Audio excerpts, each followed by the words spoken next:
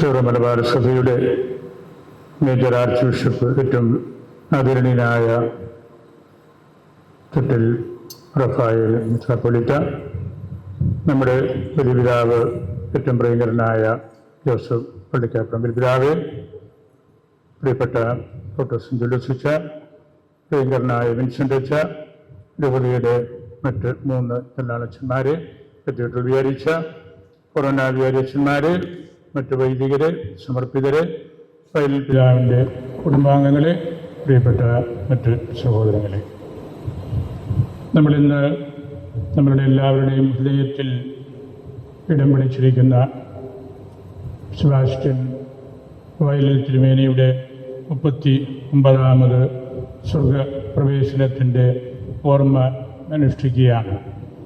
ഇന്നേ ദിവസം നമ്മളുടെ പിതാവിന് വേണ്ടി പരിശുദ്ധ കുർബാന അർപ്പിക്കാൻ മേജർ ആർച്ച് ബിഷപ്പ് ഇവിടെ എത്തിയെന്നത് നമുക്ക് ഏറ്റവും സന്തോഷകരമായ കാര്യമാണ്. ഈ പരിശുദ്ധ കുർബാനയിൽ നമ്മുടെ പുതിയ പാസ്റ്ററൽ, പ്രസ്ബിറ്ററൽ കൗൺസിലുകളുടെ അംഗങ്ങൾ എല്ലാവരുമുണ്ട്. കുർബാനയും ഒപ്പീസും കഴിഞ്ഞ ഉടനെ തന്നെ നമ്മളുടെ പാരീഷ് ഹാളിൽ അതിൻ്റെ ഉദ്ഘാടന സമ്മേളനത്തിനായിട്ട് നീങ്ങുകയാണല്ലോ. വയലിൽ പിതാവിനെ കുറിച്ചുള്ളൊരു ചെറിയ അനുസ്മരണം മാത്രം ഞാൻ ഇവിടെ നടത്തുകയാണ്. നമുക്കിന്ന് സമയ പരിമിതി പല കാരണങ്ങൾ കൊണ്ട് മാണിക്കുട്ടി അച്ഛനിൽ നിന്ന് മാർ സെബാസ്റ്റ്യൻ വയലിലേക്കുള്ള വളർച്ച ചരിത്രത്തിൽ മായാത്ത മുദ്രയണിഞ്ഞ് പ്രശോഭിക്കുകയാണല്ലോ. തൃശ്ശിനാപ്പള്ളി സെൻറ്റ് ജോസഫ്സിലും ചങ്ങനാശ്ശേരി SBയിലും തിരുവനന്തപുരം മഹാരാജാസിലും ഉപരിപഠനം നടത്തിയ പിതാവ് 1928 MA ബിരുദം സമ്പാദിച്ചു. പാലായിലൊന്ന് വളരെ അപൂർവമായിട്ട് മാത്രമേ MA ബിരുദധാരികളുണ്ടായിരുന്നുള്ളൂ. ഈ ഡിഗ്രി കരസ്ഥമാക്കിയ ശേഷം പിതാവ് സെമിനാരിയിൽ ചേർന്ന് 1935 പുരോഹിതനായി അഭിഷേകം ചെയ്യപ്പെടുകയായിരുന്നല്ലോ. പാലാരൂപതയുടെ ശില്പിയും പ്രഥമ അധ്യക്ഷനും ആയിരുന്ന വയലിൽ പിതാവിൻ്റെ ബാക്കി പത്രമാണ് നമ്മളെല്ലാവരും ഇന്ന് നമ്മൾ പാലായിൽ കാണുന്നതിൻ്റെ എല്ലാം അടിത്തറയും പിതാവായിരുന്നു എന്ന് നമുക്കറിയാം. 1986 നവംബർ 21 നിത്യസമ്മാനത്തിനായിട്ട് വിളിക്കപ്പെട്ട പിതാവ് നമ്മളുടെ ഈ ഭദ്രാസനത്തിൻ്റെ മദ്ബഹായിൽ അന്ത്യവിശ്രമം കൊള്ളുകയാണല്ലോ. വൈദിക ജീവിതം ആരംഭിച്ചതോടൊപ്പം തന്നെ പിതാവ് അധ്യാപന രംഗത്തേക്കാണ് കൂടുതലായിട്ട് ശ്രദ്ധിച്ചത്. നമ്മുടെ സെൻറ്റ് തോമസ് ഹൈസ്കൂളിലും ട്രെയിനിങ് സ്കൂളിലുമായിട്ട് നല്ലൊരു അധ്യാപകൻ എന്ന നിലയിൽ വിളങ്ങി ശോഭിച്ചു നിന്ന മാണിക്കുട്ടി അച്ഛനെയാണ് നമുക്ക് കാണാൻ സാധിക്കുന്നത്. സ്വന്തം വീട്ടിലെ ഓമന പേരിൽ ആണ് പിതാവ് ശിഷ്യരുടെ, ഇവിടെയുള്ള നാട്ടുകാരുടെ എല്ലാം ഹൃദയത്തിൽ കൂട്ടിയിരിക്കുന്നതെന്നും നമുക്ക് അറിവുള്ളതാണ്. പിതാവ് പഠിച്ച 3 വലിയ കോളേജുകളുടെ മായാത്ത മുദ്ര ഹൃദയത്തിൽ സൂക്ഷിച്ചിരുന്നു. അവർ വലിയ അറിവും വിശാലമായ ലോകത്തെക്കുറിച്ചുള്ള കാഴ്ചപ്പാടുമാണ് നമ്മളുടെ രൂപതയെ വിദ്യാഭ്യാസ രംഗത്തേക്ക് ഇതുപോലെ കൊണ്ടുവന്നെത്തിക്കാനായിട്ട് പിതാവിന് സാധിച്ചത്. ചെറുപ്പകാലത്ത് തന്നെ നല്ല വിദ്യാഭ്യാസം നേടാൻ ഭാഗ്യം ലഭിച്ചതുകൊണ്ട് എത്താനാകുന്നതിന് മുമ്പ് തന്നെ പാലായിലൊരു കോളേജ് ഉണ്ടാകണമെന്ന് തീവ്രമായി ആഗ്രഹിച്ച് അതിനായുള്ള പ്രാരംഭ പ്രവർത്തനങ്ങളെല്ലാം പൊതുജന സഹകരണത്തോടെ നടത്തിക്കൊണ്ടിരിക്കുന്ന ആ സമയത്താണല്ലോ പരിശുദ്ധ സിംഹാസനം പിതാവിനെ ഈ രൂപതയുടെ പ്രഥമ അധ്യക്ഷനായിട്ട് നിശ്ചയിച്ചത്.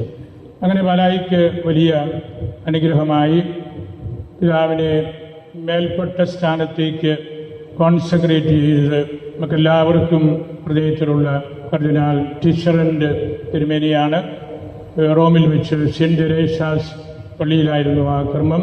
കാവുകാട്ട് പിതാവിനോടൊപ്പം നമ്മുടെ രൂപതയുടെ പ്ലാറ്റിനം ജൂബിലി ആരംഭിക്കുന്നതിന് മുമ്പ് ഞാൻ റോമിൽ ഈ സെൻറ്റ് തെരേസാസ് പള്ളിയിൽ പോയി പരിശുദ്ധ കുർബാന അർപ്പിച്ച് പ്രാർത്ഥിച്ചിരുന്നു. അതിനുശേഷമാണ് നമ്മൾ പ്ലാറ്റിനം ജൂബിലിയുടെ കാര്യങ്ങളിലേക്കെല്ലാം പ്രവേശിച്ചത്. ഞാൻ ഇടയ ലേഖനത്തിലും ആ കാര്യം പ്രത്യേകമായിട്ട് സൂചിപ്പിച്ചിരുന്നല്ലോ. പിതാവിൻ്റെ നിശ്ചയദാർഢ്യത്തിൻ്റെ ഫലമായിട്ടുണ്ടായ കോളേജ് ഇന്ന് ഓട്ടോണമസ് പദവിയിലെത്തി. ഈ അടുത്ത നാളിൽ ഇന്ത്യയുടെ പ്രഥമ വനിതാ രാജ്യത്തിൻ്റെ പ്രസിഡന്റ് അവിടെ വന്ന് സംസാരിക്കുകയും കോളേജുമായിട്ടുള്ള കാര്യങ്ങളെല്ലാം നമ്മെ ഒന്നുകൂടെ അറിയിക്കുകയും ചെയ്തപ്പോൾ സ്വർഗസ്ഥനായ വയലിൽ പിതാവായിരിക്കും അതിൽ ഏറ്റവും സന്തോഷം അനുഭവിച്ചത് എന്ന് ഞാൻ കരുതുകയാണ്. അങ്ങനെ ജീവിതത്തിൻ്റെ സമസ്ത മേഖലകളിലേക്കും പടർന്ന് നിൽക്കുന്ന കാഴ്ചപ്പാടുകൾ പിതാവിന് നൽകാനായിട്ട് സാധിച്ചു.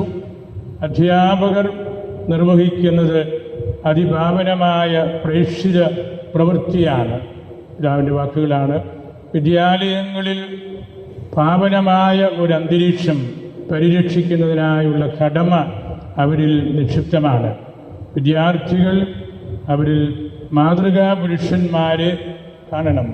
അധ്യാപകരെ സംബന്ധിച്ച് പിതാവിൻ്റെ കാഴ്ചപ്പാടാണ്. അങ്ങനെ സമസ്ത വിഷയങ്ങളെക്കുറിച്ചും പിതാവ് പഠിപ്പിച്ചു. പിതാവ് പോയ സ്ഥലങ്ങളിലെല്ലാം പാലായെ കൊണ്ടുപോയി തിരിച്ച് വന്നപ്പോഴെല്ലാം പാലായ്ക്ക് വേണ്ടി എന്തെങ്കിലും കൊണ്ടുവന്നിട്ടുമുണ്ട്. അങ്ങനെയുള്ള ആ ഒരു വലിയ കാഴ്ചപ്പാടിൽ നിന്നാണ് നമ്മളുടെ ഈ രൂപതയെ ഇതുപോലെ വളർത്താനും വലുതാക്കാനും ഒക്കെ സാധിച്ചത് എന്ന് നമുക്കെല്ലാവർക്കും നല്ലവണ്ണം അറിവുള്ള കാര്യമാണ്. സന്തുഷ്ടചിത്തനായ വ്യക്തിയായിരുന്നു വയലിൽ പിതാവ്. ശ്രവണമധുരമായ സംഭാഷണങ്ങൾ, അനുഗ്രഹീതമായ വാക്ചാതുരി, അർത്ഥമില്ലാത്തതും അനുചിതവുമായ ഒരു കാര്യവും പിതാവ് എഴുതുകയോ പറയുകയോ ചെയ്തിരുന്നില്ല. വലിയ നിലപാടുകളുടെ ആളായിരുന്നു. രാഷ്ട്രീയ സാംസ്കാരിക രംഗങ്ങളിലെല്ലാം പിതാവ് അഭിപ്രായങ്ങൾ പറയുകയും അത് പൊതു സമൂഹം സ്വീകരിക്കുകയും ചെയ്തു എന്ന് നമുക്ക് അറിവുള്ളതാണ്. ഉൾക്കാഴ്ച കൊണ്ടും അകലക്കാഴ്ച കൊണ്ടും നിറഞ്ഞ കലവറയായിരുന്നു പിതാവിൻ്റെ ബുദ്ധിയും മനസ്സും. ആ മനസ്സിൻ്റെ അനശ്വര പ്രദർശനശാല പോലെയാണ് 172 ഇടയ ലേഖനങ്ങൾ. തനിമയും മൗലികതയുമുള്ള വീക്ഷണങ്ങൾ കൊണ്ട് നിറഞ്ഞ ഇടയ ലേഖനങ്ങളാണ് അതെല്ലാം. പിതാവിൻ്റെ ഗദ്യ പദ്യ മികവ് ലേഖനങ്ങളിലും പ്രഭാഷണങ്ങളിലും ഒക്കെ നമ്മൾ അനേകം തവണ തിരിച്ച് അറിഞ്ഞിട്ടുള്ളതാണ്.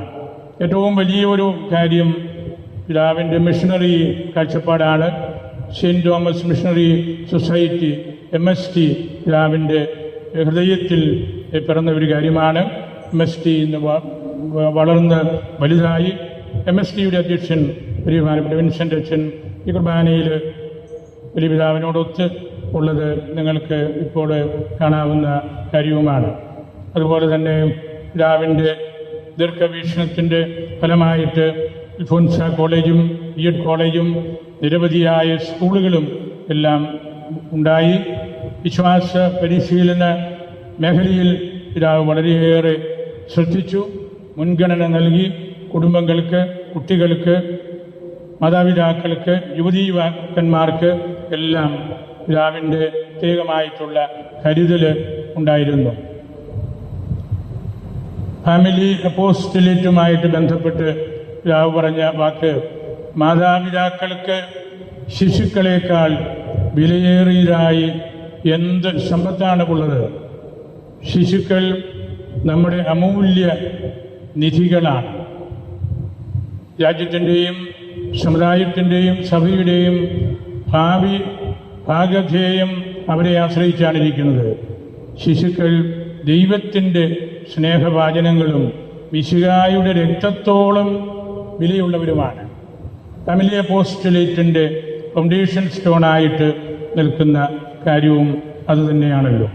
ജീവിതത്തിൻ്റെ പ്രഥമ അടിസ്ഥാന പാഠങ്ങളെല്ലാം പഠിപ്പിക്കുന്ന സ്കൂളാണ് കുടുംബങ്ങൾ. അവിടുത്തെ അധ്യാപകരാണ് മാതാപിതാക്കൾ.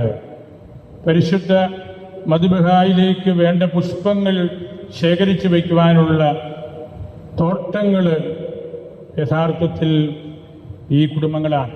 അങ്ങനെ ദൈവവിളിയെക്കുറിച്ചും ദൈവവിളിയുടെ പ്രാധാന്യത്തെക്കുറിച്ചും കുടുംബ ജീവിതത്തോട് ബന്ധപ്പെട്ട കാര്യത്തെക്കുറിച്ചുമെല്ലാം രാവ് നമ്മളെ പഠിപ്പിച്ചു.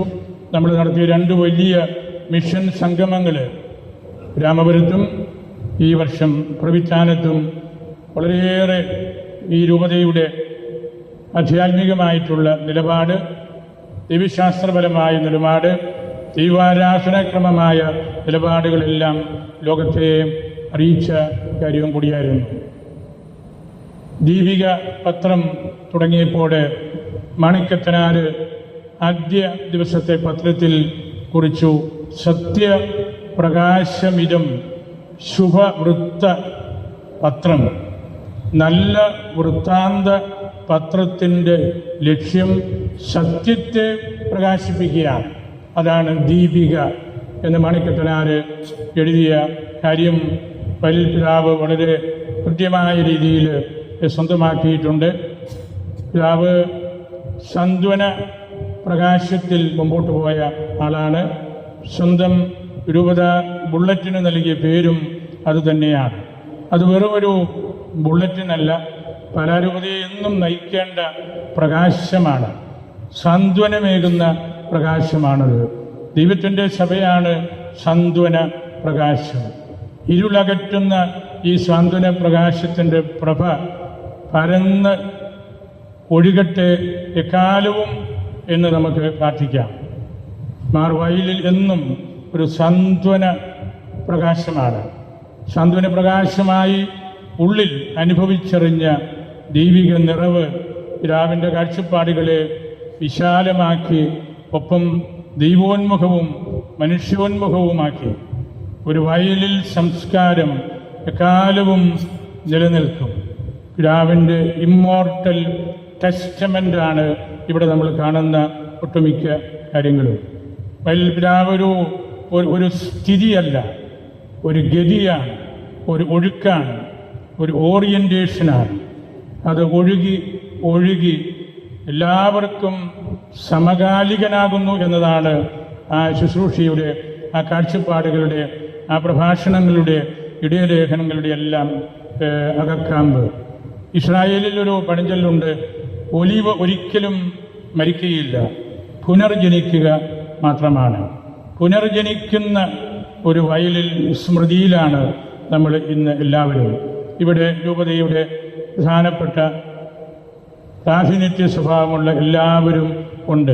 നമ്മളൊരു വലിയ രൂപത സമ്മേളനം കൂടുന്നത് പോലെയാണ് വൈദികരും അൽമായരും അടങ്ങുന്ന പ്രസ്ബിറ്ററൽ കൗൺസിലും പാസ്റ്ററൽ കൗൺസിലും ഇവിടെ സമ്മേളിച്ച് പിതാവിൻ്റെ ഈ ദിവസം നമ്മളത് ഉദ്ഘാടനം ചെയ്യുമ്പോൾ, നമ്മുടെ പിതാവാണ് നമ്മുടെ മലബാർ സഭയിൽ ആദ്യമായിട്ട് പാസ്റ്ററൽ കൗൺസിലും പ്രസ്ബിറ്ററൽ കൗൺസിലും രൂപീകരിച്ചത് എന്ന കാര്യവും നമുക്ക് മനസ്സിൽ സൂക്ഷിക്കാം. വയലിൽ പിതാവിൻ്റെ ഈ പുണ്യ ഖബറ് നമ്മുടെ മദ്ബഹായിലാണ്. അത് ആത്മീയതയുടെ ഒരു കടാവിളക്കാണ്, എന്നും ജ്വലിക്കുന്ന പ്രകാശമാണ്. ഒരു പുലർകാല വെളിച്ചം പോലെ നമ്മളിവിടെ വന്ന് കയറുമ്പോഴെല്ലാം പിതാവ് നമുക്ക് വഴി കാണിക്കുന്നുണ്ട്, സാന്ത്വനം നൽകുന്നുണ്ട്. എതിർപ്പുകളും പ്രതിസന്ധികളും തെറ്റിദ്ധാരണകളും അവഗണനയും എല്ലാം പിതാവിനും ഉണ്ടായിട്ടുണ്ട്. എങ്കിലും അതെല്ലാം സമചിത്തതയോടെ സ്വീകരിച്ച് സ്വന്തം വ്യക്തിത്വത്തിൻ്റെ ഭാഗമാക്കി മാറ്റാൻ കഴിഞ്ഞപ്പോൾ വൈദികരുടെയും സമർപ്പിതരുടെയും മറ്റ് വിശ്വാസികളുടെയും എല്ലാം വലിയൊരു ശരണാലയമായിട്ട് പിതാവിന് മാറാൻ കഴിഞ്ഞു. സമ്മർദ്ദങ്ങൾക്കും ഭീഷണികൾക്കും കീഴ്പ്പെടുന്ന ആളല്ലായിരുന്നു പിതാവ്.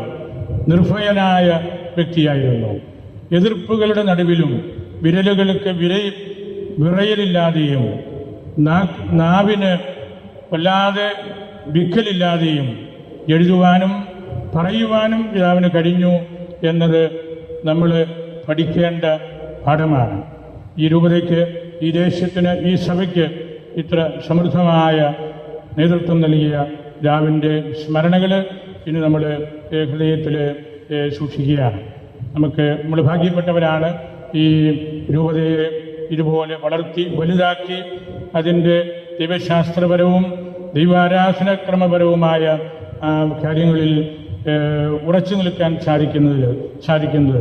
ഞങ്ങൾ പള്ളികളിലൊക്കെ വരുമ്പോൾ ദൈവജനം ഒന്നാകെ തിരിതെളിച്ച് ദേവാലയത്തിൻ്റെ മുമ്പിൽ വെച്ച് ഞങ്ങളെ കൈകളിലെടുത്ത് സ്വീകരിക്കുന്നത് പോലെയുള്ള അനുഭവമാണ് എല്ലാ പള്ളികളിലും. ഒരു പള്ളിയിൽ പോലും നമുക്കൊരു പ്രയാസം തോന്നിയിട്ടില്ല. അതെല്ലാം വയലിൽ പിതാവ് വിതച്ച ആ വിത്തിൻ്റെ വളർച്ചയുടെ ഭാഗമായിട്ടാണ് കാണാനായിട്ട് സാധിക്കുന്നത്. അഭിമന്യ സ്നേഹതിയായ പള്ളിക്കാപ്പറമ്പിൽ പിതാവ് ആ വിശുദ്ധമായ പൈതൃകത്തിൻ്റെ ഉറങ്ങാത്ത കാവൽക്കാരനായിട്ട് 51 വർഷങ്ങളിലെ മേലധ്യക്ഷ ശുശ്രൂഷ പൂർത്തിയാക്കിക്കൊണ്ടിരിക്കുന്നത് അത്യപൂർവമായ ഒരു കാര്യമാണ് സഭാ ചരിത്രത്തിൽ തന്നെയും.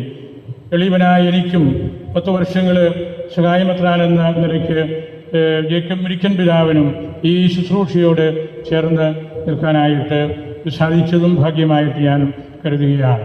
ഈ രൂപതയിലെ എല്ലാവരും ഈ രൂപതയോട് കാണിക്കുന്ന സ്നേഹം വാക്കുകൾ കൊണ്ട് നമുക്ക് പറയാവുന്നതല്ല. ഇന്ന് മലബാർ സഭയുടെ തലവനും പിതാവുമായ മേജർ ആർച്ച് ബിഷപ്പ് ഈ പരിശുദ്ധ കുർബാന വയലിൽ പിതാവിന് വേണ്ടി അർപ്പിക്കുകയും നമ്മളുടെ ഇരു കൗൺസിലുകളുടെയും ഉദ്ഘാടനം നിർവഹിക്കുകയും ചെയ്യുമ്പോൾ അതും വലിയൊരു ചരിത്ര സംഭവമായിട്ട് മാറുകയാണ്. നമുക്ക് കിട്ടിയ ഭാഗ്യമാണ്. വലിയ പിതാവ് ഈ നാളുകളിൽ നമുക്ക് സഭയ്ക്ക് നൽകിയ നേതൃത്വം നമ്മൾ കണ്ടുകൊണ്ടിരിക്കുന്നതാണ്. 4 അതിരൂപതകൾ കേരളത്തിന് പുറത്ത് ഉജ്ജയിനിലും കല്യാണിലും ഹരിദാബാദിലും ശംഷാബാദിലും സ്ഥാപിച്ചുകൊണ്ട് വലിയൊരു ഹെറാർക്കിക്കൽ സോളിഡാരിറ്റി പെർഫെക്ഷൻ പിതാവ് ഈ സഭയ്ക്ക് നൽകി. പിതാവ് സിനഡ് പടി നൽകിയ നിർദ്ദേശം പരിശുദ്ധ ലയോ മാർപ്പാപ്പ 4 ദിവസങ്ങൾ കൊണ്ട് മനസ്സിലാക്കി അത് പിതാവിന് അനുകൂലമായ മറുപടി നൽകുകയായിരുന്നല്ലോ. അതുപോലെ തന്നെ പിതാവ് ഈ നാടുകളിലെല്ലാം കർദിനാൾ കൂവക്കാട്ടിന് മേലധ്യക്ഷപട്ടം നൽകി, വെൽത്തങ്ങാടി രൂപതാധ്യക്ഷന് മേലധ്യക്ഷപട്ടം നൽകി. അങ്ങനെ നിരവധിയായ കാര്യങ്ങളിൽ ഇന്ത്യ മുഴുവനിലുമുള്ള ശുശ്രൂഷകളിലും ഇന്ത്യക്ക് പുറത്തുള്ള നമ്മുടെ രൂപതകളിലുമെല്ലാം സന്ദർശിച്ച് സഭയെക്കുറിച്ചും ഈ സഭയുടെ വളർച്ചയെക്കുറിച്ചുമെല്ലാം പിതാവ് പഠിപ്പിക്കുന്നത് നമ്മൾ നിരന്തരം കണ്ടുകൊണ്ടിരിക്കുകയാണ്. പിതാവിൻ്റെ സാന്നിധ്യത്തെ ഓർത്ത് നമുക്ക് ദൈവത്തെ സ്തുതിക്കാം. ഇനി പരിശുദ്ധ കുർബാനയിൽ ഇതുപോലെ പങ്കെടുക്കുവാനും നമ്മുടെ 2 വലിയ പിതാക്കന്മാരോടുകൂടി ഈ കുർബാനയിലായിരിക്കാനും നമുക്ക് സാധിക്കുന്നതും ഞാൻ കരുതുന്നത് ദൈവം നമ്മളെ കൈപിടിച്ച് നടത്തുന്നതുകൊണ്ടാണ്. സമയപരിമിതി മൂലം 2 വാക്കുകൾ സംഹരിക്കുകയാണ്. പരിശുദ്ധ അൽഫോൻസാമയോട് നമുക്ക് മാധ്യസ്ഥം പ്രാർത്ഥിക്കാം. ഈശോ നമ്മെ എല്ലാവരെയും ആശീർവദിച്ച് അനുഗ്രഹിക്കട്ടെ.